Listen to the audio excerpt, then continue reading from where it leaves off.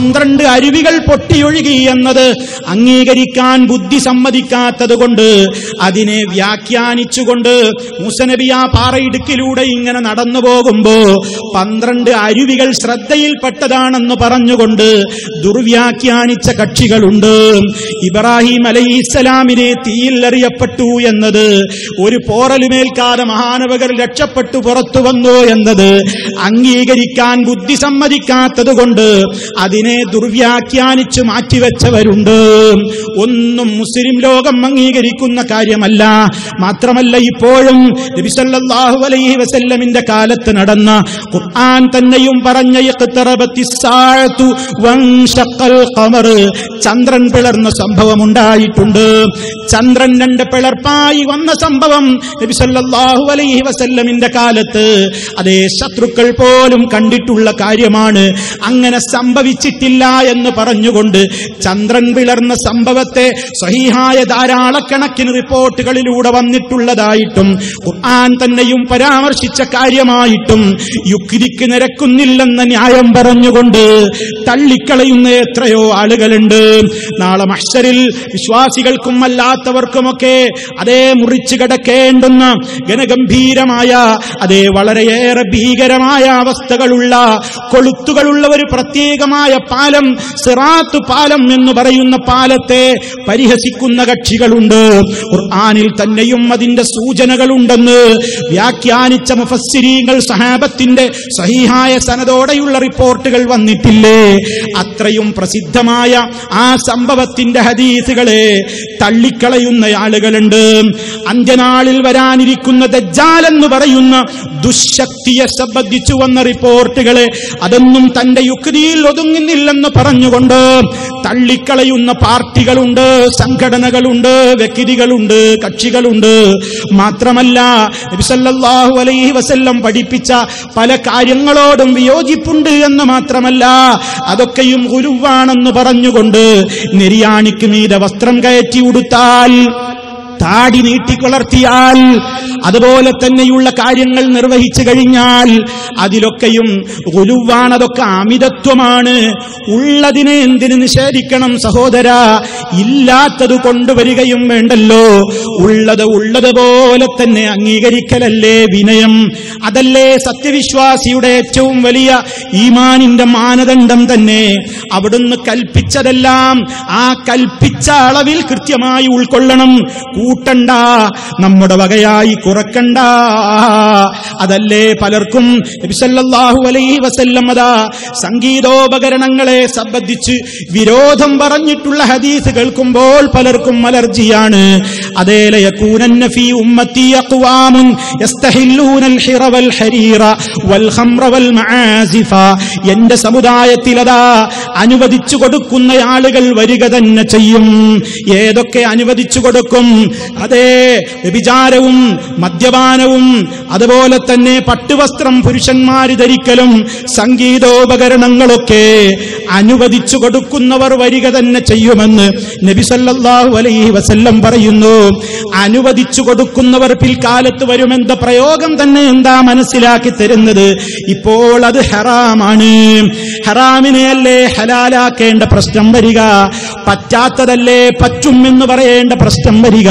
അപ്പൊ നബി സല്ലല്ലാഹു അലൈഹി വസല്ലം തന്നെയും അതേ ഹറാമാക്കിയിട്ടുള്ള സംഗീതോപകരണങ്ങൾ ഉപയോഗിച്ചുകൊണ്ടുള്ള ആ സംവിധാനങ്ങളെ പലരും ഇന്ന് ഇപ്പോഴും പ്രോത്സാഹിപ്പിക്കുന്നു. അത്തരം ഹദീസുകളെ കണ്ടില്ലെന്ന് നടിക്കുന്നു. ഒരു വേള അതൊക്കെയും ശരിയല്ല എന്ന് പറഞ്ഞുകൊണ്ട് നിഷേധിക്കുന്നു. നമ്മൾ ആലോചിച്ചു നോക്കണം. ഈ ഒരു ആദർശ രംഗത്തുള്ള മുജാഹിദുകളുടെ ഒരു കണിശത കാരണം എന്തൊക്കെ ആരോപണങ്ങൾ അവർ ഏൽക്കേണ്ടി വരുന്നുണ്ട്. അതേ, നമുക്കൊരു സ്വഭാവമുണ്ടതെന്താണ്? ദീനിന്റെ പേരിൽ ആര് അന്ധവിശ്വാസങ്ങളും അനാചാരങ്ങളും കടത്തിക്കൂട്ടിയാലും മുജാഹിദുകൾ അംഗീകരിച്ചു കൊടുക്കൂല. ദീനിന്റെ പേരിൽ എന്തന്ധവിശ്വാസം കൊണ്ടുവന്നാലും ഏതനാചാരങ്ങൾ കൊണ്ടുവന്നാലും ശക്തമായി മുജാഹിദുകൾ അതിനെ എതിർക്കുന്നു. അതേപോലെ തന്നെ നമുക്ക് വേറൊരു നയവുമുണ്ട്. അതെന്താ?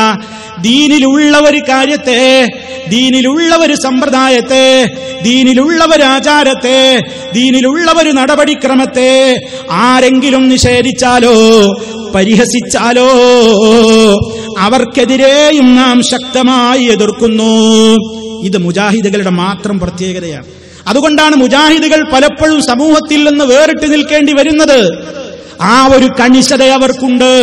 അത് തീവ്രവാദമാണെന്ന് പലരും പറയുന്നു. പക്ഷേ അത് ഉള്ളവാദമല്ലേ? അതിലെന്താ തീവ്രതയുള്ളത്? അവിടുന്ന് പഠിപ്പിച്ചയിടത്ത് നിൽക്കണം. അതെ, അതുകൊണ്ടല്ലേ, ആ കണിശതയുള്ളത് കൊണ്ടല്ലേ അവരുടെ പള്ളികളിൽ അവർ സുബഹിക്ക് ഖുനൂത്ത് ഓതുന്നില്ല. എന്താ ഖുനൂത്ത് ഓതിയാൽ ആ ഖുനൂത്തിൽ പറയുന്ന കാര്യങ്ങൾ തെറ്റായതുകൊണ്ടാണ്.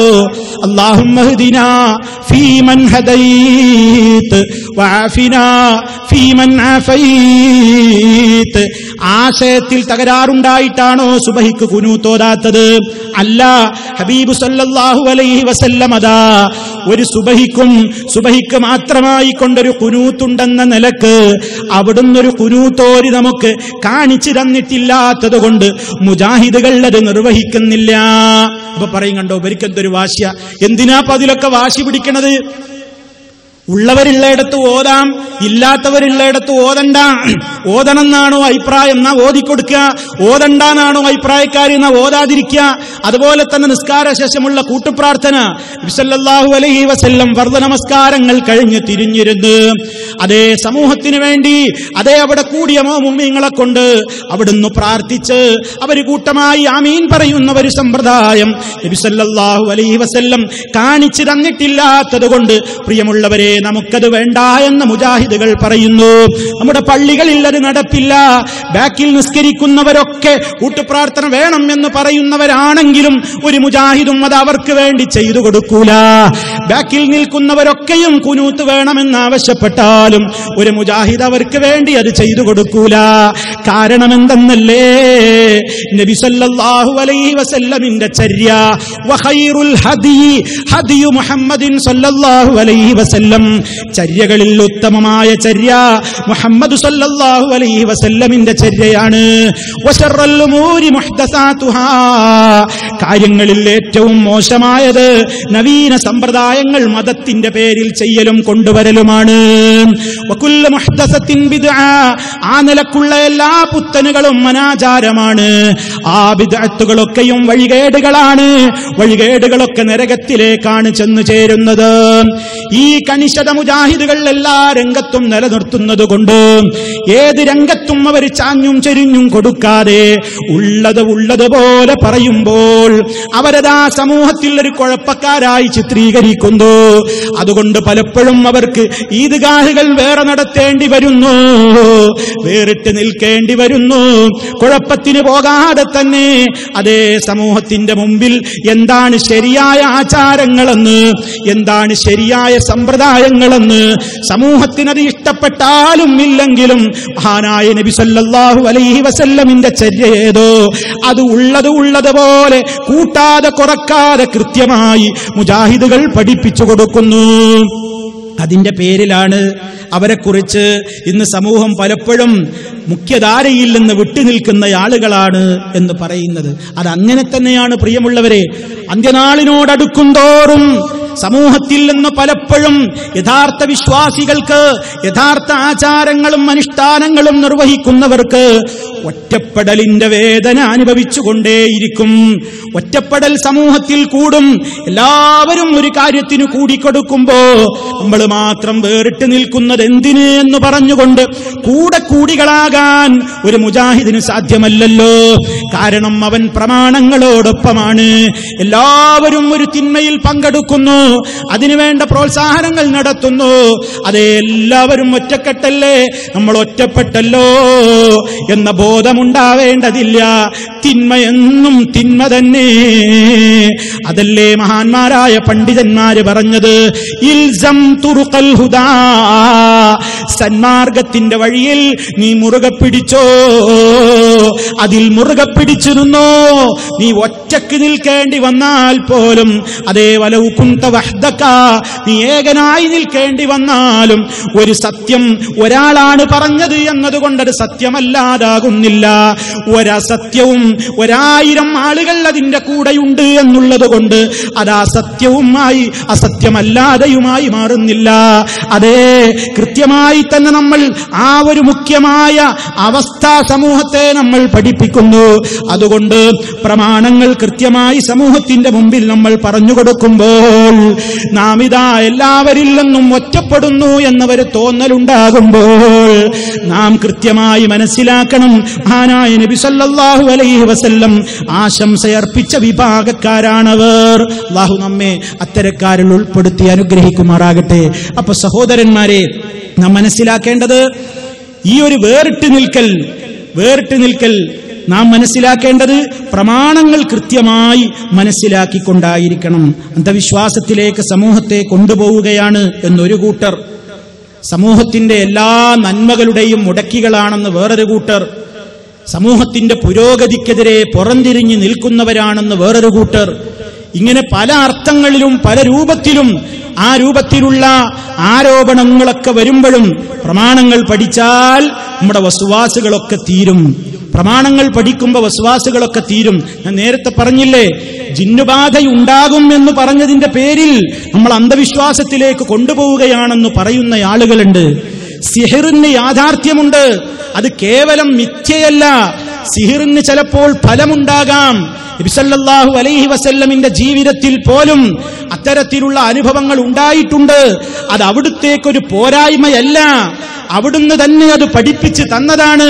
സഹീഹുൽ ബുഖാരിയിലുള്ള യാഥാർത്ഥ്യമാണ്, അത് ഖുർആനിന് എതിരല്ല. കാരണം നബി സല്ലല്ലാഹു അലൈഹി വസല്ലമിനെ അല്ലാഹുവിന്റെ കാവലുണ്ട് എന്ന് അല്ലാഹ് തന്നെ പറഞ്ഞതാണ്. ആ കാവലിന് വിരുദ്ധമായ നിലക്കൊന്നും അവിടുത്തേക്ക് സംഭവിച്ചിട്ടില്ല, സംഭവിക്കുകയുമില്ല. ഉണ്ടെങ്കിൽ അവിടുന്ന് നമുക്കത് പഠിപ്പിച്ചു തരേണ്ടതാണ്. അങ്ങനെ അത് പഠിപ്പിച്ചു തന്നിട്ടില്ല. എന്നിട്ടോ ഈ ലക്കം പ്രബോധനത്തിൽ പോലും എഴുതുന്നത് എന്താ പ്രിയമുള്ളവരെ? ചില ആളുകൾ സമൂഹത്തിന്റെ മുമ്പിൽ പ്രചരിപ്പിക്കുകയാണ് ഇപ്പോഴും. ഈ ലക്കം പ്രബോധനത്തിൽ പോലും ജമാഅത്ത് സുഹൃത്തുക്കള് എഴുതി വിടുന്നത് എന്താ? നബി സല്ലല്ലാഹു അലൈഹി വസല്ലമിനെ കുറിച്ച് കണ്ടോ, പഴയ അന്ധവിശ്വാസങ്ങൾ തിരിച്ചു വരുന്നു എന്നാണ് പ്രബോധനം എഴുതുന്നത്.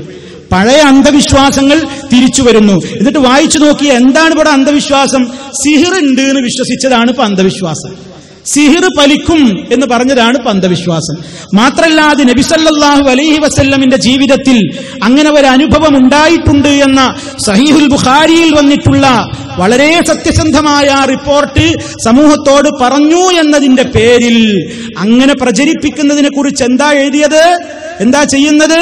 പ്രവാചകനെ സ്വാധീനിക്കാൻ കഴിയുമെന്ന് കരുതുന്നത് മിതമായ ഭാഷയിൽ പറഞ്ഞാൽ പോലും ദൈവനിഷേധമാണ്, ബഹുദൈവത്വ ചിന്തയുമാണ്. കണ്ടോ, അള്ളാന്റെ റസൂലിന് ഇങ്ങനെ ഒരു അനുഭവം ഉണ്ടായിട്ടുണ്ട്. അത് അവിടുത്തേക്കൊരു അയോഗ്യതയായി അവിടുന്ന് കണ്ടിട്ടില്ല. ലോകം മുഴുവൻ ഇന്ന് വരെ അത് ഉദ്ധരിച്ച മഹാന്മാര് കണ്ടിട്ടില്ല. ഇമാം ബുഖാരിക്ക് തോന്നിയിട്ടില്ല, ശേഷം വന്നിട്ടുള്ള പണ്ഡിതന്മാർക്കൊന്നും തോന്നിയിട്ടില്ല എന്ന് സമൂഹത്തോട് പറഞ്ഞതിന്റെ പേരിൽ എന്താ പറയുന്നത്? അത് കുഫർ പ്രചരിപ്പിക്കലാണ്. ഖുർആനിൽ അല്ലാഹ് വിരോധിച്ച കുഫറാണ് നബിയുടെ പേരിൽ നമ്മളാ പറയുന്നത്. ശിർക്കാണത് എന്നാ പറയുന്നത്. ബഹുദൈവത്വവാദമാണ്, ബഹുദൈവത്വ ചിന്തയാണ്. എന്നിട്ട് പറയാണ്, കാര്യങ്ങൾ ഈ വിധം വ്യക്തമായിരിക്കെ ഇതിനെതിരെ ഏത് ഹദീസാണ് നിലനിൽക്കുക എന്നാ ചോദിക്കുന്നത്. എന്നാലോചിച്ച് നോക്കണം. ഇങ്ങനെ കുഫറും ശിർക്കും പ്രചരിപ്പിക്കുന്ന ഒരു കാര്യം ഏത് ഹദീസിൽ വന്നാലും ഞങ്ങൾക്കത് അംഗീകരിക്കാൻ സാധ്യമല്ല എന്നാണ് ലേറ്റസ്റ്റ് പ്രബോധനത്തിൽ ജമാഅത്ത് സുഹൃത്തുക്കൾ എഴുതിവിട്ടിരിക്കുന്നത്. ആലോചിച്ചു നോക്കൂ സഹോദരന്മാരെ, മുജാഹിദ് പ്രസ്ഥാനം അന്ധവിശ്വാസത്തിലേക്ക് തിരിച്ചു കൊണ്ടുപോകുന്നു എന്ന് പറയുന്നതിന്റെ തെളിവായിട്ടാ ഈ പറയുന്നത്. നിങ്ങൾ ആലോചിച്ചു നോക്കൂ, മുജാഹിദുകൾ ഇപ്പൊ പറയുന്നത് അത് സിഹിർ ഫലിക്കും എന്നത് കണ്ണേറി യാഥാർത്ഥ്യമാണ് എന്നതൊക്കെ മുഹമ്മദ് അമാനി മൗലവിയുടെ പരിശുദ്ധ ഖുർആൻ വ്യാഖ്യാനം മുജാഹിദുകളെ നിങ്ങളുടെ പള്ളികളിലില്ലേ, നിങ്ങളുടെ വീടുകളിലില്ലേ, ഓഫീസുകളിലില്ലേ? ഒന്ന് എടുത്തു വായിച്ചു നോക്കൂ. എത്ര കാലമായി നമ്മൾ സമൂഹത്തോട് പറയുന്നു. പക്ഷേ ഇവിടെ പ്രശ്നം എന്താണെന്ന് എന്റെ സഹോദരന്മാര് മനസ്സിലാക്കണം. പല ആളുകളും നമ്മുടെ ഖുർആൻ പരിഭാഷകൾ പോലും ഒരാവർത്തി വായിച്ചിട്ടില്ല എന്നർത്ഥം. നമ്മുടെ പണ്ഡിതന്മാര് മുമ്പ് എഴുതിയിട്ടുള്ള ഇസ്ലാമിക ജീവിതം പോലെയുള്ള, അതുപോലെ തന്നെ KM മൗലവി റഹിമഹുള്ളയുടെ ഫത്വകൾ പോലെയുള്ള, അതുപോലെ സൽസബീൽ മാസിക പോലെയുള്ളവയൊന്നും പലരും വായിച്ചിട്ടില്ല. മഹാനായ ഡോക്ടർ ഉസ്മാൻ സാഹിബ് റഹിമഹുള്ള അദ്ദേഹം എഴുതിയിട്ടുള്ള പല പുസ്തകങ്ങളും പലരും വായിച്ചിട്ടില്ല. അന്നേ ഉള്ളതേ നമ്മൾ ഇപ്പോഴും പറയുന്നുള്ളൂ. പക്ഷേ അന്നും ഇന്നും അത് വായിച്ചിട്ടില്ലാത്ത ആളുകൾക്ക് അതൊരു പുതിയ അറിവായി തോന്നി, അതൊരു പുത്തൻ വാദമായി തോന്നി, അതൊരു അന്ധവിശ്വാസമായി തോന്നി. അതിനെന്താണ് ചികിത്സ? വായിക്കാത്തവർ, പഠിച്ചിട്ടില്ലാത്തവർ, അറിഞ്ഞിട്ടില്ലാത്തവർ വായിക്കാനും പഠിക്കാനും അറിയാനും തയ്യാറാവുകയാണ് വേണ്ടത്. അതല്ലാതെ മുമ്പേ എഴുതിവിട്ടിട്ടുള്ള യാഥാർത്ഥ്യങ്ങളെ ഞങ്ങൾക്കതറിയില്ല എന്ന പേരിൽ നിഷേധിക്കുകയോ പരിഹസിക്കുകയോ തള്ളിക്കളയുകയോ ചെയ്യുന്നത് വിശ്വാസിയുടെ വിശ്വാസത്തിന് ഭൂഷണമല്ല. ഇതെല്ലാ മേഖലയിലും നമ്മൾ മനസ്സിലാക്കണം. സാധാരണ ഒരു മനുഷ്യന്റെ ഒരു പ്രത്യേകത എന്താണെന്നറിയോ? ഒരു തത്വം പറയാറുണ്ട്, അന്നാസു അഅദാഉ മാ ജഹിലു. ആളുകൾ അവർ അറിഞ്ഞിട്ടില്ലാത്തതിന്റെ ശത്രുക്കളാണ്, അറിവില്ലായ്മയാണ് പലപ്പോഴും പലതിനെയും നിഷേധിക്കാൻ നമ്മെ പ്രേരിപ്പിക്കുന്നത്. അതുകൊണ്ട് അറിവ് നേടണം പ്രിയമുള്ളവരെ. മഹാനായ ഇമാം ബുഖാരി റഹിമഹുല്ലാ അവിടുത്തെ സ്വഹീഹുൽ ബുഖാരിയിൽ കിതാബുൽ ഇൽമ് എന്ന് പറയുന്ന അധ്യായത്തിൽ തന്നെ ഒരു സബ് ഹെഡിംഗ് കൊടുത്തിട്ടുണ്ട്, ബാബുൽ ഇൽമ് ഖബ്ലൽ ഖൗലി വൽ അമൽ. ഒരു കാര്യം പറയുന്നതിന്റെ മുമ്പ്, ഒരു പ്രവൃത്തി ചെയ്യുന്നതിന്റെ മുമ്പ് അറിവ് വേണം സഹോദരങ്ങളെ. അറിവാണ് ഏറ്റവും വലിയ ആയുധം. ആ അർത്ഥത്തിൽ അറിവ് നേടിക്കഴിഞ്ഞാൽ കേട്ടുകേൾവികളല്ല, ഊഹാപോഹങ്ങളല്ല, കട്ടുമുറിച്ച ക്ലിപ്പുകളല്ല, ആരെങ്കിലും ഫോണിൽ വിളിച്ചു പറയുന്നതല്ല, ആരെങ്കിലും വന്നുകൊണ്ട് ഏഷണി പറയുന്നതല്ല, ഉള്ളതിന്റെ കൃത്യമായ അറിവുകൾ നേടിയെടുത്തു കഴിഞ്ഞാൽ മുജാഹിദ് പ്രസ്ഥാനം കണ്ണേറിപ്പ് അംഗീകരിച്ച കാര്യമാണ് എന്നൊരാൾ പറയില്ല. അതൊക്കെ പണ്ടേ ഉള്ളതാ. പക്ഷേ പണ്ടേ കോലം നാട്ടലും വരയും കുറിയും കരിങ്കണ്ണ നോക്കുന്ന ബിൽഡിങ്ങും എഴുതലും ആ രൂപത്തിലുള്ള ഒരു പരിപാടിയും അന്നും അംഗീകരിച്ചിട്ടില്ല, ഇന്നും അംഗീകരിച്ചിട്ടില്ല. അതിനൊക്കെ മഹാനായ റസൂൽ കരീം സ്വല്ലല്ലാഹു അലൈഹി വസല്ലം പഠിപ്പിച്ച അർറുഖിയത്തു ശർഇയ്യ, ശർഇയ്യായ മന്ത്രങ്ങൾ എന്ന് പണ്ഡിതന്മാരതാ വിവരിച്ചു പറഞ്ഞിട്ടുള്ള ആ ശർഇയ്യായ മന്ത്രങ്ങളാണ് പരിഹാരം. അതല്ലാത്ത നിലക്ക് ഹോമങ്ങളോ കരിച്ചുകൾ കളയലോ മുട്ടറുക്കലോ എഴുതിക്കെട്ടലോ എഴുതി തൂക്കലോ വളപ്പുകെട്ടലോ ശൈത്താനെ ആ രൂപത്തിലുള്ള ഏതെങ്കിലും പ്രീതിപ്പെടുത്തുന്ന പ്രവർത്തനങ്ങൾ ചെയ്യലോ ഒന്നും മുജാഹിദുകൾക്ക് പരിചയമില്ല. ഒരു കാലത്തും മുജാഹിദുകൾ അതിലേക്ക് നയിച്ചിട്ടുമില്ല, ഒരു കാലത്തും മുജാഹിദുകൾ അതിന് പ്രോത്സാഹിപ്പിച്ചിട്ടുമില്ല. മറിച്ച് ഉള്ളതുപോലെ അന്നും ഇന്നും പറയുന്നു. പലർക്കും പുതുമയാണ്. നമ്മൾ സിഹിർ ഇല്ല എന്ന് പറയുന്ന ആൾക്കാരല്ലേ പണ്ട് മുതൽ. ഇപ്പൊ എന്താ ഒരു സിഹിർ ഉണ്ട്? നമ്മൾ കണ്ണേർ ഇല്ല എന്ന് അറിയണവരല്ലേ. ഇപ്പൊ എന്താ നമ്മൾക്കൊരു ഉണ്ട് എന്നൊരു വാദം? സഹോദരാ, പഠിക്കൂ. അതാ ഞാൻ നേരത്തെ പറഞ്ഞത്, ഉള്ള മന്ത്രങ്ങൾ ഏതെന്ന് പരിശുദ്ധ ഖുർആനിന്റെ വ്യാഖ്യാനം, മാനി മൗലയുടെ വ്യാഖ്യാനം സൂറത്തുൽ ഫലഖിൽ വായിച്ചു നോക്ക്. അതുപോലെ തന്നെ സിഹിറിന്റെ കാര്യങ്ങളെ കുറിച്ച് പറഞ്ഞത് സൂറത്തുൽ ബഖറയിൽ വായിച്ചു നോക്ക്. കണ്ണേറിനെ കുറിച്ച് പറഞ്ഞത് അതേ പരിശുദ്ധ ഖുർആനിന്റെ വ്യാഖ്യാനത്തിൽ വായിച്ചു നോക്ക്.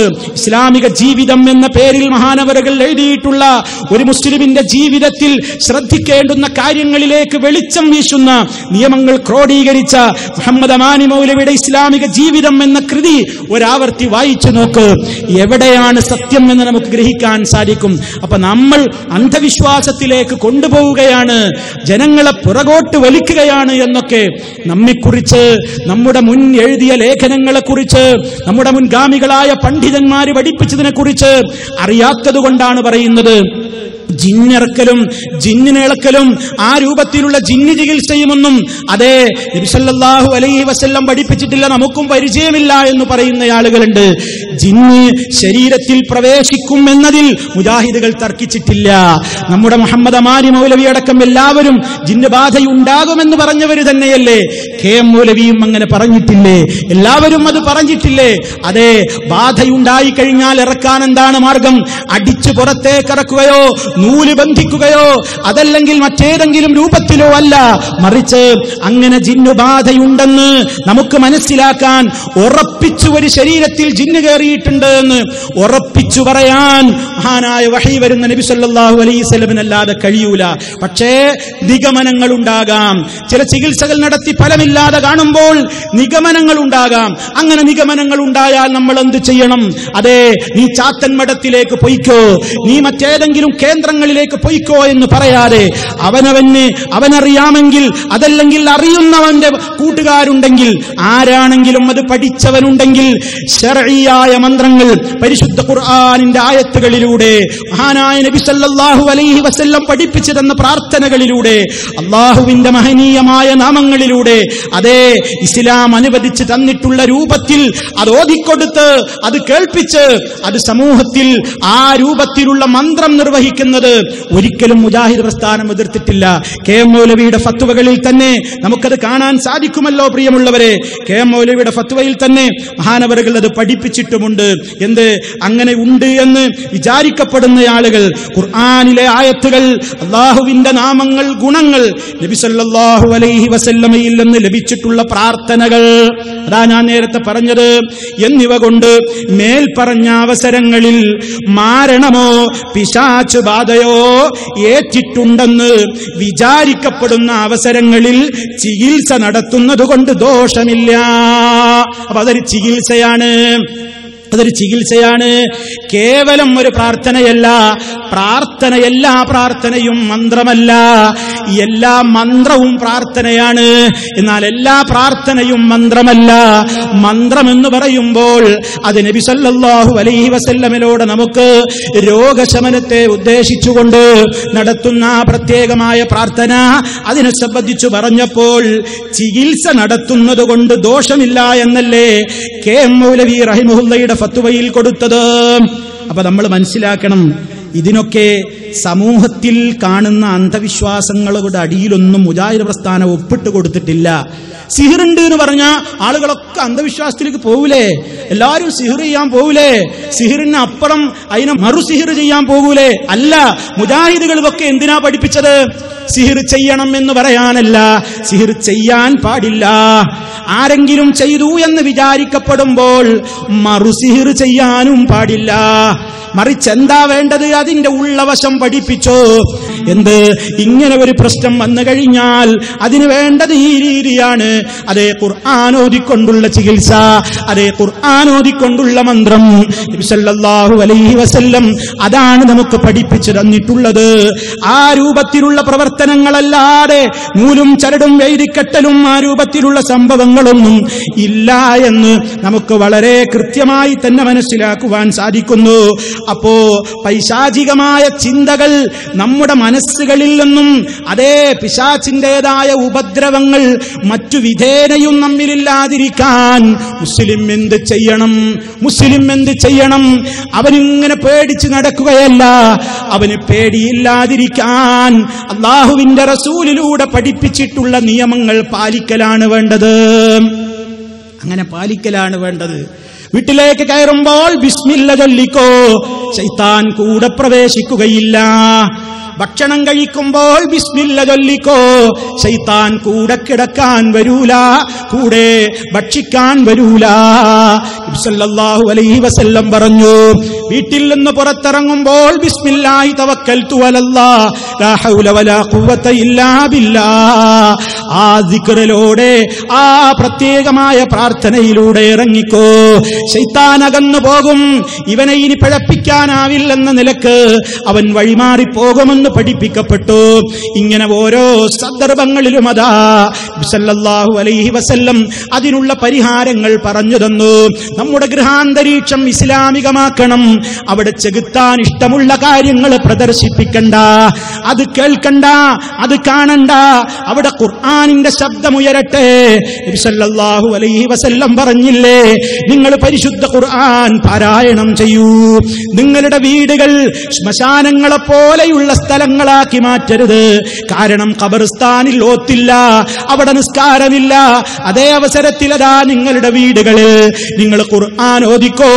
സുന്നത്ത് നിസ്കാരങ്ങൾ പുരുഷന്മാര് ജമാഅത്ത് പള്ളിയിൽ വെച്ച് ഫർദ് നിസ്കാരം കഴിഞ്ഞ് സുന്നത്ത് നിസ്കാരങ്ങൾ വീട്ടിലേക്ക് മാറ്റിവെച്ചോ. വീടുകളിൽ ഇസ്ലാമികമായ ഒരു അന്തരീക്ഷം, ശൈത്താൻ ഇഷ്ടപ്പെടുന്ന രംഗം നടക്കാൻ അനുവദിക്കരുത്. ഉപ്പയെയും ഉമ്മയെയും ആദരിച്ചോ, ബഹുമാനിച്ചോ, ഭാര്യാഭർത്താക്കൾ സ്നേഹത്തോടെ ജീവിച്ചോ, ഒരുമിച്ചിരുന്ന് ഭക്ഷണം കഴിക്ക്, അതേ ഇസ്ലാമികമായ കാര്യങ്ങൾ കൂട്ടമായി ചർച്ച ചെയ്യ്, കേൾക്ക്, പഠിക്ക്, നല്ല നല്ല ചിന്തകൾ ഉണ്ടാക്ക്. ശൈത്താൻ ഇഷ്ടപ്പെടുന്ന കാര്യങ്ങളെല്ലാം വീട്ടിൽ നിന്ന് എടുത്തൊഴിവാക്കുക. അങ്ങനെ പൂർണ്ണമായ ഒരു ഇസ്ലാമിക ജീവിതത്തിലേക്ക് ഉമ്മമാരെ, ഉപ്പമാരെ നമ്മൾ കടന്നു വന്നു കഴിഞ്ഞാൽ പൈശാചികമായ ഉപദ്രവങ്ങളിൽ നിന്ന് നമുക്ക് രക്ഷയുണ്ടാകും. ദിനേന നമ്മൾ ചൊല്ലേണ്ട ദിക്റുകൾ നമുക്കൊരു കാവലല്ലേ? അതേ, പ്രഭാതത്തിൽ നമ്മൾ ഉണർന്നെഴുന്നേൽക്കുന്നത് മുതൽ രാത്രിയിൽ വീണ്ടും ഉറങ്ങുന്നത് വരെ നാം ചൊല്ലേണ്ടുന്ന, പറയേണ്ടുന്ന, അർത്ഥിക്കേണ്ടുന്ന ദിക്റുകളും ദുആകളുമൊക്കെ എത്രയാണ് ഹബീബ് സല്ലല്ലാഹു അലൈഹി വസല്ലം പഠിപ്പിച്ചു തന്നത്. അതൊന്നും മുസ്ലിം സമുദായം പലപ്പോഴും പ്രാവർത്തികമാക്കാത്തതാണ് കുഴപ്പത്തിന് കാരണം. അർത്ഥസഹിതം നിങ്ങളതൊക്കെ പഠിക്കണം, തെറ്റുകൂടാതെ പഠിക്കണം, അത് പാരായണം ചെയ്യണം, മനസ്സറിഞ്ഞുകൊണ്ട് തേടണം. അതേ, ഉറങ്ങാൻ കിടക്കുന്നതുവരെയുള്ള ഓരോ സമയങ്ങളിലും അല്ലാഹു അവന്റെ പ്രവാചകനിലൂടെ നമുക്ക് പഠിപ്പിച്ചു തന്നിട്ടുള്ള ആ ദിക്റുകളെയും ദുആകളെയും പരിശുദ്ധ ഖുർആൻ പാരായണത്തെയും നാം ദായിമാക്കി, അതേ നിത്യമാക്കി കൊണ്ട് നടന്നു കഴിഞ്ഞാൽ പൈശാചികമായ ഉപദ്രവങ്ങളിൽ നിന്ന് നമുക്ക് മോചനമുണ്ടാകും. എന്നാലും ചിലപ്പോ ഉപദ്രവങ്ങൾ ഉണ്ടായേക്കും. അപ്പൊ നമ്മൾക്ക് ചെയ്യേണ്ട മാർഗങ്ങളാണ് നബി സല്ലല്ലാഹു അലൈഹി വസല്ലം പഠിപ്പിച്ചത്. നമ്മൾ എത്ര അല്ലാഹുവിനോട് തേടിയാലും ചിലപ്പോൾ നമുക്ക് രോഗം തരരുതേ എന്ന് പ്രാർത്ഥിച്ചാലും അല്ലാഹ് ചിലപ്പോൾ രോഗം തരൂലേ? രോഗം തരരുതേ, എന്നെ സഹായിക്കണേ എന്ന് പറഞ്ഞാലും ചിലപ്പോൾ രോഗം ഉണ്ടാവും. എന്താ വേണ്ടത്? ചികിത്സിക്കണം. അതോടൊപ്പം നമ്മൾ അതേ ശരീരത്തിൽ ഏത് ഭാഗത്ത് നിനക്ക് രോഗമുണ്ടോ, ഏത് ഭാഗത്ത് വേദനയുണ്ടോ, നീ ചികിത്സിച്ചോ. ചികിത്സിക്കുന്നതിന്റെ കൂടെ നിന്റെ റബ്ബിനോടതാ ആ റബ്ബിന്റെ റസൂല് പഠിപ്പിച്ചു തന്ന മാർഗവും ഉപയോഗപ്പെടുത്തിക്കോ. വേദനയെപ്പറ്റി പരാതി പറഞ്ഞ ഒരു സഹാബിയോട് നബി സല്ലല്ലാഹു അലൈഹി വസല്ലം പറഞ്ഞത്, വേദനയുള്ള ഭാഗത്ത് നിന്റെ ശരീരത്തിൽ നിന്റെ കൈവച്ചോ, എന്നിട്ട് ബിസ്മില്ലാ എന്ന് 3 തവണ നീ ചൊല്ലിക്കോ. പിന്നീട് അഊദു ബില്ലാഹി വഖുദ്റതിഹി മിൻ ശർരി മാ അജിദു വഉഹാദിറു, അല്ലാഹുവിനോട് ഞാൻ കാവൽ ചോദിക്കുന്നു, ഞാൻ പേടിക്കുന്ന കാര്യങ്ങളിൽ നിന്ന്, ഞാൻ ഭയപ്പെടുന്ന കാര്യങ്ങളിൽ നിന്ന്, എനിക്ക് അനുഭവപ്പെടുന്ന വേദനകളിൽ നിന്ന് ഞാൻ അല്ലാഹുവിനോട് കാവൽ ചോദിക്കുന്നു. 7 തവണ നീ പറഞ്ഞോ എന്ന് നബി സല്ലല്ലാഹു അലൈഹി വസല്ലം സഹാബിക്ക് പഠിപ്പിച്ചു കൊടുക്കുന്നു. ഏതു രോഗമുണ്ടെങ്കിലും എത്ര വലുതോ ചെറുതോ ആകട്ടെ, മുഅ്മിനേ മുഅ്മിനത്തെ, സഹോദരാ സഹോദരി, ഇത് പ്രാവർത്തികമാക്കിക്കോ. എന്നിട്ടും മാറുന്നില്ലയോ? അല്ലാഹുവിന്റെ പരീക്ഷണമാണ്, നമ്മൾ സഹിക്കണം, ക്ഷമിക്കണം. സ്വർഗമുണ്ട്, അതല്ലാതെ നമുക്ക് ഇനി വേറൊരിടത്ത് പോയി നോക്കാം. ഒന്ന് ചാത്തൻമഠത്തിൽ പോകാം, അതല്ലെങ്കിൽ ഉറുക്ക് കെട്ടാം, അതേ ഹോമം ചെയ്യാം. വീട്ടിൽ ഉപദ്രവങ്ങളുണ്ട്, അതുകൊണ്ട് എഴുതി തൂക്കിയിടാം. ഹോമം നടത്തി പലതും കരിച്ചു കളയാം. കോഴിമുട്ടയിൽ എഴുതിയിട്ട് പല പ്രവർത്തികളും ചെയ്യാം. കരിക്കിന്മേൽ പലതും എഴുതി ആണി അതിന്മേൽ അടിച്ചു കയറ്റി പഴയ ഖബർസ്ഥാനിൽ കൊണ്ടുപോയി മറവ് ചെയ്ത് മിണ്ടാതെ തിരിഞ്ഞു നോക്കാതെ മടങ്ങിപ്പോരാം എന്നൊക്കെ ശൈത്താൻ, ആ ശൈത്താൻ ഇഷ്ടമുള്ള കാര്യങ്ങളെ നമ്മുടെ മനസ്സിൽ തോന്നിപ്പിക്കുമ്പോൾ, ഇല്ല, നബി സല്ലല്ലാഹു അലൈഹി വസല്ലം പഠിപ്പിച്ചേടത്ത് ഞാൻ ഒതുങ്ങി നിൽക്കുന്നു, ഉള്ളതുപോലെ അംഗീകരിക്കുന്നു, ഇല്ലാത്തതിലേക്ക് ഞാനില്ല. ഈ നയമാണ് മുസ്ലിമിൻ്റെത്. ഈ നയമാണ് നമുക്ക് വേണ്ടത്. അതേ, കുഞ്ഞു കുട്ടികളെ കൂട്ടിപ്പിടിച്ച് മഹാനായ നബി സല്ലല്ലാഹു അലൈഹി വസല്ലം പേരമക്കളെ കൂട്ടിപ്പിടിച്ച് ഹസൻ ഹുസൈൻ എന്നവരെ കൂട്ടിപ്പിടിച്ചിട്ട് പറഞ്ഞില്ലേ, ഉഈദുകുമാ ബികലിമാത്തില്ലാഹി തമ്മ മിൻ കുല്ലി ശൈത്താനിൻ വഹമ്മ വമിൻ കുല്ലി ഐനിൻ ലാമ്മ. നിങ്ങൾക്കിതാ വേണ്ടി ഞാൻ അല്ലാഹുവിനോട് കാവൽ ചോദിക്കുന്നു. എല്ലാവിധത്തിലുള്ള ശർറുകളിൽ നിന്നും, എല്ലാ ജീവികളുടെ ശർറുകളിൽ നിന്നും, അതേ ശൈത്താന്റെ ഉപദ്രവത്തിൽ നിന്നും, കണ്ണിന്റെ ഉപദ്രവത്തിൽ നിന്നും, കണ്ണേറിൽ നിന്നുമൊക്കെ ഞാനിതാ കാവൽ ചോദിക്കുന്നു എന്ന് നബി സല്ലല്ലാഹു അലൈഹി വസല്ലം പേരമക്കൾക്ക് വേണ്ടി അതാ പ്രാർത്ഥിച്ചില്ലേ, മന്ത്രം നടത്തിയില്ലേ? അത് നബി സല്ലല്ലാഹു അലൈഹി വസല്ലം പറഞ്ഞപ്പോൾ, അതേ നിങ്ങളുടെ പിതാവ് ഇബ്രാഹിം അലൈഹിസ്സലാം മക്കളായ ഇസ്മായിൽ അലൈഹിസ്സലാമിനും ഇസ്ഹാഖ് അലൈഹിസ്സലാമിനും ഇപ്രകാരം ചെയ്തിട്ടുണ്ട്, അതുപോലെ ഞാനും ചെയ്യുകയും ചെയ്യുന്നു എന്ന് പറഞ്ഞില്ലേ? അതൊക്കെ പ്രാവർത്തികമാക്കണം. അതൊക്കെ നമ്മുടെയും ജീവിതത്തിൽ വേണം. അതേ, എല്ലാ അവസരങ്ങളിലും അതേ, അത് ചെയ്യാൻ കഴിവില്ലാത്ത ഒരു വ്യക്തിയാണെങ്കിൽ അത് നമുക്ക് ചെയ്തു കൊടുക്കാം. അതേ, സ്വന്തമായിട്ട് നിർവഹിക്കാൻ കഴിയാത്തവർക്ക് അത് ചെയ്തു കൊടുക്കാം. നബി സല്ലല്ലാഹു അലൈഹി വസല്ലം അതേ, അത്തരം കാര്യങ്ങൾ കഴിയാത്തവർക്ക് വേണ്ടി അത് ചെയ്തു കൊടുക്കൂ എന്ന് സഹാബിമാരോട് നിർദ്ദേശിച്ച ഹദീസുകൾ വരെ ഉണ്ടല്ലോ. അപ്പോൾ ഉള്ളതൊന്നും നിഷേധിക്കണ്ട, ഇല്ലാത്തത് കൊണ്ടുവരണ്ട. ഇതാണ് മുസ്ലിമേ ഏത് രംഗത്തും നമ്മുടെ കാഴ്ചപ്പാടെന്ന് നമ്മൾ പ്രത്യേകമായി മനസ്സിലാക്കേണ്ടതുണ്ട്. അപ്പോ എല്ലാ അർത്ഥത്തിലും നമ്മുടെ ജീവിതം നമ്മൾ നന്നാക്കേണ്ടതുണ്ട്. വസ്ത്രധാരണത്തിന്റെ കാര്യത്തിലും വളരെയേറെ ശ്രദ്ധ വേണ്ടേ? അതേ, സ്ത്രീകളുടെ സുരക്ഷിതത്വമില്ലായ്മയെ കുറിച്ച് വലിയ ചർച്ചകൾ നടക്കുന്ന കാലം. എന്താ വേണ്ടത്? അല്ലാഹ് പറഞ്ഞിട്ടുള്ള നിയമങ്ങളെല്ലാവരും പാലിക്കണം. പെണ്ണും പാലിക്കണം, ആണും പാലിക്കണം. ദൃഷ്ടി താഴ്ത്താൻ പറഞ്ഞ നിയമം പാലിക്കണം. അതേ, വസ്ത്രധാരണത്തിന്റെ നിയമങ്ങൾ എന്താണോ പഠിപ്പിക്കപ്പെട്ടത് അത് പാലിക്കണം. അതിനുവേണ്ടി മാന്യമായ വേഷം ധരിച്ച് പുറത്തിറങ്ങണം. കാമവെറിയന്മാരെ നിലക്ക് നിർത്തുന്ന നിയമങ്ങൾ അതേ സമൂഹത്തിൽ ഉണ്ടാകണം. കടുത്ത ശിക്ഷകൾ തന്നെ സ്വീകരിക്കണം. ഇസ്ലാം പറഞ്ഞ ശിക്ഷകളൊന്നും കാടത്തമല്ല, ക്രൂരമല്ല.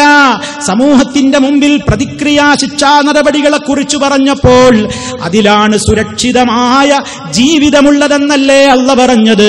വലക്കും ഫിൽ ഖിസാസി ഹയാതു യാ ഉലിൽ അൽബാബ്. ബുദ്ധിയുള്ളവരെ, പ്രതിക്രിയാ നടപടികളിൽ നിങ്ങൾക്ക് ജീവിതമുണ്ട് എന്നാണ് അല്ലാഹു റബ്ബുൽ ആലമീൻ ഓർമ്മപ്പെടുത്തിയിട്ടുള്ളത്. അതുകൊണ്ട് എന്തു വേണം? ഏതൊരു കാര്യത്തിലും കൃത്യമായ അറിവ് നമ്മൾ നേടിയെടുത്തു കഴിഞ്ഞാൽ, കൃത്യമായ ഓരോന്നിനെ സംബന്ധിച്ചുമുള്ള ധാരണകളും ഊഹങ്ങളുമല്ല, കൃത്യമായ അറിവ് നേടിക്കഴിഞ്ഞാൽ ഓരോ കാര്യങ്ങളെയും കൃത്യമായി അതിന്റെ അളവിൽ തന്നെ അംഗീകരിക്കുവാൻ നമുക്ക് സാധ്യമാവുകയും ചെയ്യുന്നു. അതാണ് നമ്മൾ ചെയ്യേണ്ടത്. അതല്ലാതെ നമ്മൾ ഒരിക്കലും സഹോദരങ്ങളെ മറ്റൊരാളോടുള്ള വാശിക്ക് വേണ്ടി, മറ്റൊരാളോടുള്ള ഏതെങ്കിലും നിരക്കുള്ള വിദ്വേഷത്തിന് വേണ്ടി നാം എന്ത് ചെയ്യരുത്? പ്രമാണങ്ങളിലുള്ള ഒരു കാര്യത്തെ നമ്മൾ നിഷേധിക്കേണ്ടതില്ല. ഇതാണ് മുജാഹിദുകൾ ശരിക്കും സ്വീകരിക്കേണ്ടത്. സത്യം പറഞ്ഞാൽ പടിക്ക് പുറത്ത് എന്ന് പറയുന്ന അവസ്ഥ വന്നാലും സഹോദരങ്ങളെ ഒരിക്കലും ഒരു പിളർപ്പിനോ അതല്ലെങ്കിൽ ഒരു പിരിഞ്ഞുപോക്കിനോ അത്തരത്തിലുള്ള ഒരു കാര്യങ്ങൾക്കും കാരണമാവാത്ത പ്രത്യേകമായ കാര്യങ്ങളുടെ പേരിലാണ് പലപ്പോഴും നമുക്കിടയിൽ പ്രശ്നങ്ങൾ നടക്കുന്നത്. എന്താണ് ഇതിന് പരിഹാരം? ഞാൻ നേരത്തെ പറഞ്ഞത് മാത്രമേ സുഹൃത്തുക്കളെ പരിഹാരമുള്ളൂ. കാര്യങ്ങൾ പഠിക്കുക, കാര്യങ്ങൾ കൃത്യമായി പഠിക്കുക. നമ്മുടെ സമൂഹത്തെ അങ്ങനെയല്ലേ നമ്മൾ നാളിതുവരെ പഠിപ്പിച്ചത്? ISM നടത്തിയ സാൽവേഷനുകളിലൂടെ, അതുപോലെ തന്നെ ഒരുപാട് പ്രവർത്തനങ്ങളിലൂടെ ഒരുപാട് ആളുകൾ ഇസ്ലാം എന്താണെന്ന് പഠിച്ചു. സാൽവേഷനുകളിലൂടെ പഠിച്ചു. അതുപോലെ തന്നെ വിദ്യാർത്ഥി സമൂഹത്തിനിടയിൽ പ്രോഫ്കോണുകളിലൂടെ പഠിച്ചു. ഇനിയുമതാ പ്രൊഫഷണൽ വിദ്യാർത്ഥികൾക്ക് ദീനിന്റെ വെളിച്ചം അവരുടെ ഹൃദയങ്ങളിലേക്ക് കൃത്യമായി പകർന്നു കൊടുക്കുന്ന നിലക്ക് മലപ്പുറത്ത് മാർച്ച് 8, 9, 10 തീയതികളിൽ പ്രോഫ്കോൺ 17ാമത് അതിന്റെ സമ്മേളനം നടക്കാൻ പോകുന്നു. പ്രിയമുള്ളവരെ, നമ്മുടെ വിദ്യാർത്ഥികളെ നമ്മൾ അതിലേക്ക് പങ്കെടുപ്പിക്കുക.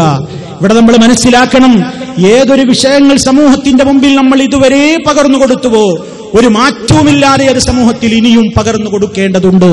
അത് നമ്മുടെ എല്ലാ സംവിധാനങ്ങളും നമ്മുടെ സമൂഹത്തിൽ നിലനിൽക്കേണ്ടതുണ്ട്.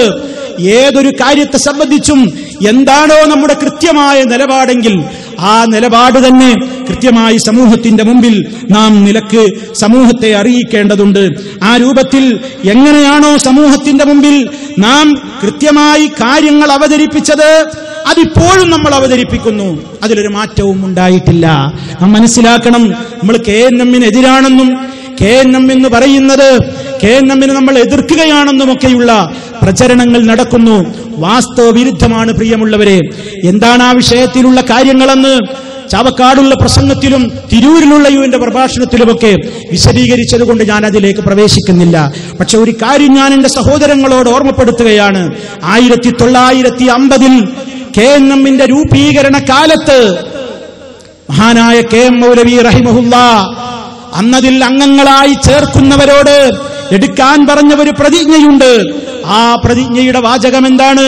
ബിസ്മില്ലാഹിർ റഹ്മാനിർ റഹീം. അല്ലാഹുവിന്റെ കിതാബും നബി സല്ലല്ലാഹു അലൈഹി വസല്ലമയുടെ സുന്നത്തും പ്രമാണമാക്കി മുസ്ലിമായി ജീവിച്ചു കൊള്ളാമെന്നും കേരള നദുവത്തുൽ മുജാഹിദീൻ സംഘത്തിന്റെ നേതാവ് ദീനിനെതിരില്ലാത്ത വിധത്തിൽ കൽപ്പിക്കുന്നതിനനുസരിച്ച് സംഘത്തിൽ അച്ചടക്കത്തോടെ ഒരു അംഗമായിരുന്നു കൊള്ളാമെന്നും ഞാൻ പ്രതിജ്ഞ ചെയ്യുന്നു എന്നാണല്ലോ ആദ്യത്തിൽ തന്നെ പ്രതിജ്ഞ ചെയ്തത്. ആ കേരള നദുവത്തുൽ മുജാഹിദീനിന്റെ അംഗങ്ങളല്ലേ നമ്മൾ? അതിന് നമ്മൾ എതിരി നിൽക്കുന്നുണ്ടോ? അതേ, ആ KNM-കാരാണ് നമ്മൾ. നമ്മുടെ മഹല്ലുകളിൽ ഒരു പ്രശ്നവും നമ്മളായിട്ടുണ്ടാക്കാൻ പോകുന്നില്ല. നടന്നു വരുന്നതെല്ലാം തുടരേണ്ടതുണ്ട്. എല്ലാ ദഅവത്തിന്റെ സംരംഭങ്ങളും തുടരേണ്ടതുണ്ട്. ഒരു പേരിൽ നടത്താൻ ആർക്കെങ്കിലും വിരോധമുണ്ടെങ്കിൽ ആ പേര് വേണ്ട, സംഗതി നടക്കട്ടെ. പരിശുദ്ധ ഖുർആനിന്റെ പഠനം നടക്കട്ടെ, ഹദീസുകളുടെ പഠനം നടക്കട്ടെ, ചർച്ചകൾ നടക്കട്ടെ. അതെ, കൃത്യമായി ഓരോ വിഷയത്തിലും എന്താണ് കാര്യങ്ങളെന്ന് മനസ്സിലാക്കുവാനുള്ള പഠനങ്ങൾ നടക്കട്ടെ. അതുകൊണ്ട് പ്രിയമുള്ളവരെ, നാം ആർക്കും എതിരല്ല, നാം ആരെങ്കിലും എതിർക്കാൻ ഇറങ്ങിയവരല്ല. നമുക്ക് സത്യത്തോടാണ് പ്രതിബദ്ധത, തിന്മയോടാണ് നമ്മുടെ വെറുപ്പ്. അതുകൊണ്ട് പണ്ട് നമ്മൾ പറഞ്ഞിടത്ത്, എല്ലാവരും ഒറ്റക്കെട്ടായി പറഞ്ഞിടത്ത് ഒരുമയോടെ നിന്നുകൊണ്ട് അതേ ഒരുമയുടെ സ്വരത്തിൽ തന്നെ നാം മുന്നോട്ട് പോയാൽ അല്ലാഹുവിന്റെ സഹായം നമുക്കുണ്ടാകും. എത്ര പ്രയാസങ്ങളുണ്ടെങ്കിലും, ഏത് പ്രതിസന്ധിയുണ്ടെങ്കിലും, എത്ര തന്നെ പ്രയാസമുണ്ടെങ്കിലും അല്ലാഹു തആല പറഞ്ഞില്ലേ, ഇൻ യൻസുറുകുമുല്ലാഹ് ഫലാ ഗാലിബ ലക്കും വഇൻ യഖുദുൽകും ഫമൻ ദല്ലദീ യൻസുറുകും മിൻ ബഅദിഹി വഅലല്ലാഹി ഫൽയതവക്കലിൽ മുഅ്മിനൂൻ. അല്ല നിങ്ങളെ സഹായിക്കുകയാണെങ്കിൽ നിങ്ങളെ അതിജയിക്കാൻ ആർക്കും ഒരുത്തനും കഴിയുകയില്ല. അവൻ നിങ്ങളെ കൈവടിഞ്ഞാലോ അവന് ശേഷം നിങ്ങളെ രക്ഷിക്കാനോ നിങ്ങളെ സഹായിക്കാനോ ആരുമുണ്ടാവുകയില്ല. അതുകൊണ്ട് തവക്കുലാക്കി രംഗത്തുറച്ചു നിന്നോ. വഅലല്ലാഹി ഫൽയതവക്കലിൽ മുഅ്മിനൂൻ. സത്യവിശ്വാസികൾ അവനിൽ തവക്കുലാക്കട്ടെ. പണ്ട് പറഞ്ഞിടത്ത് തന്നെ ഉറച്ചു നിന്നോ. പണ്ടെന്താണോ നമ്മൾ ഒന്നിച്ചു പറഞ്ഞതെങ്കിൽ അതിൽ തന്നെ ഉറച്ചു നിന്നു. നമുക്കെതിരെ ദുരാരോപണം പറഞ്ഞവരോട് ശക്തമായി നമ്മൾ ഒന്നിച്ചു മറുപടി കൊടുത്തത്. അതേ, ഇപ്പോഴും അത് തന്നെയാണ് നമുക്ക് പറയാനുള്ളത്. പക്ഷേ ഇപ്പോഴെന്താണ് കാര്യങ്ങൾ കാണുന്നത്? മുമ്പ് പിരിഞ്ഞു പോയവരോട് ഇപ്പോൾ പലരും പറയുന്നു, നിങ്ങൾ പറഞ്ഞിടത്തേക്ക് ഞങ്ങളിപ്പോൾ എത്തിയിട്ടുണ്ട്, നിങ്ങൾ പറഞ്ഞിടത്തേക്ക് ഞങ്ങളിപ്പോൾ എത്തിയ മട്ടാണ്. അതുകൊണ്ട് ഞങ്ങളോട് ഐക്യദാർഢ്യം പ്രഖ്യാപിക്കുക എന്നവരെ അവരോട് ഇങ്ങോട്ട് ഐക്യദാർഢ്യം പ്രഖ്യാപിച്ചോളാൻ പാകത്തിൽ ഞങ്ങളായിട്ടുണ്ട് എന്നുവരെയുള്ള ആഹ്വാനങ്ങൾ വരെ ചില പ്രസിദ്ധീകരണങ്ങളിൽ കാണുമ്പോൾ സത്യം മനസ്സിലാക്കിക്കോ പ്രിയമുള്ളവരെ. ആർക്കാ അബദ്ധം സംഭവിച്ചത്? ആരാണ് നടന്നു വന്ന ശരിയായ പാതയിൽ നിന്ന് പിരിഞ്ഞു പോകുന്നത്? അതേ, അത് നിങ്ങൾ കൃത്യമായി മനസ്സിലാക്കി കഴിഞ്ഞാൽ ഈ പ്രശ്നങ്ങൾക്കൊക്കെ പരിഹാരമാണ്. അതുകൊണ്ടാണ് ഈ ഉള്ളവൻ അവിടെ ആവശ്യപ്പെട്ടതെന്ത്? ചർച്ചകൾ ഇനിയും നടക്കട്ടെ. ഇവിടെയില്ലെങ്കിൽ വലിയ വലിയ പണ്ഡിതന്മാരുള്ളയിടത്തും പോയി ചർച്ച നടക്കട്ടെ. അവര് പറയുന്നത് മുഴുവൻ അംഗീകരിച്ചു കൊള്ളണം എന്നില്ല. കാര്യങ്ങൾ അവർക്കും നമുക്കുമൊക്കെ വ്യക്തമാകുമല്ലോ. നമ്മളെക്കാളൊന്നും ഒട്ടും വിവരമില്ലാത്തവരാണ് അവരെങ്കിൽ, നമ്മളാണ് വലിയ വിജ്ഞാനമുള്ളവരെങ്കിൽ നമ്മുടെ ആ വിജ്ഞാനം അവർക്കൊന്ന് പകർന്നു കൊടുത്തുകൊണ്ട് നിങ്ങൾ പുസ്തകങ്ങളിലൂടെ കിതാബുകളിലൂടെ ലോകം മുഴുവൻ പ്രചരിപ്പിക്കുന്നത് തെറ്റാണെന്ന് നമുക്കൊന്ന് ബോധ്യപ്പെടുത്തി കൊടുക്കാമല്ലോ. അതിലെന്താ ഒരു പ്രശ്നം? അതിലെന്താണ് നമുക്കൊരു പ്രയാസമുള്ളത്? എന്നിട്ട് നമ്മളെക്കുറിച്ചുള്ള ഈ ആരോപണങ്ങളായി കണ്ട് നിജസ്ഥിതി മനസ്സിലാക്കി ഒന്നായി തന്നെ മുന്നോട്ട് പോയിക്കൂടെ? ആ ശബ്ദം തന്നെയല്ലേ പ്രിയമുള്ളവരെ നമുക്കെന്നും അള്ളാഹുവിൻ്റെ സഹായമുണ്ടാകാൻ നമുക്ക് നല്ലത്. അതുകൊണ്ട് ആ ഒരർത്ഥത്തിൽ തന്നെ നിങ്ങൾ മഹല്ലുകളിൽ പ്രവർത്തിക്കണം. പള്ളികളൊക്കെ നമ്മുടെ പള്ളികളാണ്, നാം കയറ്റിയ പള്ളികളാണ്, നമ്മുടെ പള്ളികളാണ്. അതേ, പ്രശ്നങ്ങൾക്കും പ്രയാസങ്ങൾക്കും നമ്മളില്ല. പക്ഷേ ഒരു പള്ളിയിൽ നിന്നും ഒരാളും പുറത്താക്കപ്പെടാൻ പാടില്ല. ഒരു ഖത്തീബും ഒഴിവാക്കപ്പെട്ടുകൂടാ, ഒരു ഇമാമും പിരിച്ചുവിടപ്പെട്ടുകൂടാ, അതേ ഒരു നല്ല നല്ല സംരംഭങ്ങൾക്കും തടയിട്ടുകൂടാ. ഒരുമിച്ച് ഒരുമയോടെ തന്നെ നമുക്കിടയിൽ ഇതാരോ കൊണ്ടുവന്ന തെറ്റിദ്ധാരണകളാണ്, അത് ഈ കേട്ടുകേൾവിയെ നമ്മൾ അംഗീകരിക്കാതെ ഒന്ന് പഠിക്കാൻ നമ്മളൊന്ന് തയ്യാറാവട്ടെ എന്ന ഒരു സന്മനസ്സിലേക്ക് നാം മടങ്ങി വന്നുകൊണ്ട്, പ്രിയമുള്ളവരെ, യഥാർത്ഥമായ നിലക്കുള്ള ആ കൃത്യമായ നമ്മുടെ മുൻ ധാരണകളും മുൻ വിശ്വാസങ്ങളും മുൻ മറുപടികളും എന്താണോ അതിൽ തന്നെ ഉറച്ചു നിൽക്കുക. അനാഥരായി ആരുമില്ല എന്ന തോന്നൽ നമുക്കൊരിക്കലും വേണ്ടതില്ല. ഞാൻ നേരത്തെ പറഞ്ഞില്ലേ, പടച്ച റബ്ബുണ്ട് നമ്മുടെ കാവലിന് എന്ന് ഓർമ്മപ്പെടുത്തുകയാണ്. അതുകൊണ്ട് സർവശക്തനായ അല്ലാഹുവിനോട് നിരന്തരമായി നാം തേടുക. ഈ പരീക്ഷണങ്ങളിൽ നിന്ന് അള്ളാഹു നമുക്ക് രക്ഷ നൽകി അനുഗ്രഹിക്കുമാറാകട്ടെ. അള്ളാഹുവിനോട് നമ്മുടെ പ്രാർത്ഥനകളിൽ എല്ലാ സമയത്തും നമ്മൾ തേടിക്കൊണ്ടിരിക്കുക. അള്ളാഹുവേ, സത്യത്തിന്റെ പാതയിൽ നിന്ന് അണുവളവ് വ്യതിചലിക്കാതെ ജീവിച്ചു മരിക്കുവാനുള്ള തൗഫീഖ് നൽകണേ എന്ന് പ്രാർത്ഥിച്ചുകൊണ്ടിരിക്കുക. പ്രത്യേകിച്ച് രാവിലെ എഴുന്നേൽക്കുമ്പോൾ, അതേ തഹജ്ജുദ് നമസ്കാരത്തിന് വേണ്ടി അള്ളാഹുവിന്റെ മുമ്പിൽ നിൽക്കുമ്പോൾ, അല്ലാഹുമ്മ റബ്ബ ജിബ്രീല വമീകായീല വഇസ്റാഫീല ഫാത്തിറ السماوات والأرض عالم الغيب والشهادة أنت تحكم بين عبادك فيما كانوا فيه يختلفون اهدني لما اختلف فيه من الحق بإذنك إنك تهدي من تشاء إلى صراط مستقيم. ജിബ്രീലിന്റെയും മീകായീലിന്റെയും ഇസ്രാഫീലിന്റെയും രക്ഷിതാവേ റബ്ബേ, അതേ ആകാശഭൂമികളെ മുൻമോഡൽ കൂടാതെ സൃഷ്ടിച്ച റബ്ബേ, എല്ലാ ദൃശ്യാദൃശ്യങ്ങളും ഒരുപോലെ അറിയുന്ന റബ്ബേ, അഭിപ്രായ വ്യത്യാസമുള്ള കാര്യങ്ങളിൽ ഹക്കിലേക്ക് നീ എന്റെ മനസ്സിനെ തിരിച്ചുവിടേണമേ. നീയാണല്ലോ നേർവഴിയിലേക്ക് നയിക്കുന്നവൻ എന്നർത്ഥം വരുന്ന ആ പ്രാർത്ഥന നമ്മുടെ നമസ്കാരങ്ങളിലും അല്ലാത്ത സമയങ്ങളിലും റബ്ബിനോട് തേടിക്കൊണ്ട് ആ തേട്ടത്തിന് അനുയോജ്യമായ നിലക്ക് കാര്യങ്ങളെ യഥാവിധി പഠിച്ചു മനസ്സിലാക്കിക്കൊണ്ട് മുന്നോട്ട് പോയാൽ അല്ലാഹുവിന്റെ സഹായമുണ്ടാകുമെന്ന് ഓർമ്മപ്പെടുത്തുന്നു. അതിനുവേണ്ടിയുള്ള പ്രവർത്തനങ്ങളും അതിനുവേണ്ട പ്രാർത്ഥനകളുമായിരിക്കണം നമ്മുടെ കൈമുതലുകൾ. നാം പിരിഞ്ഞു പോകുമ്പോഴും നമ്മുടെ പ്രവർത്തന മണ്ഡലങ്ങളിൽ ശക്തമായ മുന്നേറുവാനുള്ള തീരുമാനങ്ങളുമായി നാം പിരിഞ്ഞു പോവുക. അള്ളാഹുവിന്റെ സഹായമുണ്ടാകും, അള്ളാഹുവിന്റെ കാവലുണ്ടാകും. തൗഹീദ് ഈ സമൂഹത്തിന്റെ മുമ്പിൽ ഉറക്കെ പറയാൻ നമ്മളല്ലാതെ ഇല്ല എന്ന കരുത്തുറ്റ ആ ശബ്ദം അത് പതറിപ്പോകരുത്, അതിൽ ഭിന്നതയുണ്ടാകരുത് എന്ന നിലക്ക് കൃത്യമായി തന്നെ ഉള്ളതുള്ളതുപോലെ സമൂഹത്തിന്റെ മുമ്പാകെ പറയുന്ന എല്ലാ രൂപത്തിലുള്ള സംരംഭങ്ങളിലും നാം മുഴുകുക, മുന്നേറുക. അള്ളാഹുവിന്റെ കൃത്യമായ സഹായമുണ്ടാകും. ഇൻ തൻസുറുല്ലാഹ യൻസുർക്കും വയുസബ്ബിത് അഖ്ദാമക്കും. നിങ്ങൾ അല്ലാഹുവിനെ സഹായിക്കുകയാണെങ്കിൽ അല്ലാഹു നിങ്ങളെ സഹായിക്കും, നിങ്ങളുടെ പാദങ്ങൾ അവൻ ഉറപ്പിച്ചു നിർത്തും എന്ന വചനത്തെ എന്നോടും നിങ്ങളോടും ഓർമ്മപ്പെടുത്തിക്കൊണ്ട് ഞാൻ അവസാനിപ്പിക്കുകയാണ്. അല്ലാഹു റബ്ബുൽ ആലമീൻ എല്ലാവിധത്തിലുള്ള പ്രയാസങ്ങളിൽ നിന്നും നമുക്ക് മോചനം നൽകുമാറാകട്ടെ. എല്ലാവിധ പ്രതിസന്ധികളിലും അല്ലാഹുവിന്റെ കാവൽ നമുക്കുണ്ടായി തീരുമാറാകട്ടെ. മാരകമായ രോഗങ്ങളിൽ നിന്ന്, സഹിക്കാനാവാത്ത പ്രയാസങ്ങളിൽ നിന്ന് അള്ളാഹു നമ്മെ കാത്തുരക്ഷിക്കുമാറാകട്ടെ. ഒരുപാട് സഹോദരങ്ങൾ ഈ സദസ്സിലും അല്ലാതെയുമൊക്കെ രോഗികളായ ആളുകളുണ്ട്, വളരെയേറെ നീറുന്ന മനസ്സുമായി ഉള്ള ആളുകളുണ്ട്. അള്ളാഹുവേ, എന്ത് തന്നെ രോഗങ്ങളാണെങ്കിലും നീയാണ് സുഖപ്പെടുത്തുന്നവൻ. നീ സമ്പൂർണമായി ശിഫ നൽകിക്കൊണ്ട് അനുഗ്രഹിക്കണമേ നാഥ. എല്ലാവിധ പ്രയാസങ്ങളിലും നീ ഞങ്ങൾക്ക് തുണയേകണമേ നാഥ. ഞങ്ങളിൽ നിന്ന് മരണപ്പെട്ടു പോയവരുടെ ഖബറിടം നീ സന്തോഷത്തിലാക്കി കൊടുക്കണമേ നാഥ. اللهم ربنا تقبل منا إنك أنت السميع العليم وتب علينا إنك أنت التواب الرحيم واغفر لنا إنك أنت الغفور الرحيم. اللهم توفنا مسلمين وألحقنا بالصالحين. اللهم صل على محمد وعلى آل محمد. والسلام عليكم ورحمة الله وبركاته.